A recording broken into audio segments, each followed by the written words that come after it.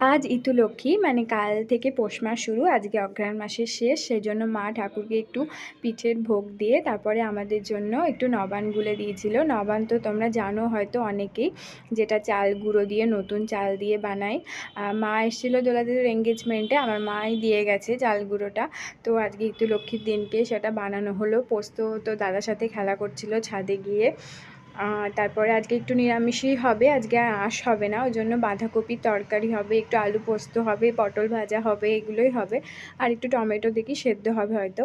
তো আমি তরকারিগুলো বনিয়ে রাখলাম, আর বাপি এদিকে একটু মটরশুঁটি ছাড়িয়ে দিচ্ছিলো। মা এই রান্নাবান্নাগুলো দুপুরে করেছিল। শানির তো আজকে রবিবার বলে ছুটি আছে বলে ও নিজের জামা কাপড়গুলো একটু পরিষ্কার করছিল, মানে গুছিয়ে রাখছিল আর কি। আর আমি এদিকে বিছানা টিছানা পরিষ্কার করছিলাম। তারপরে মা আর আমি গিয়ে ছাদে কাপড় টাপড়গুলো মিলে দিয়ে এলাম, তারপরে এসে লাঞ্চ করলাম। তো দেখা হচ্ছে পরের ব্লগে।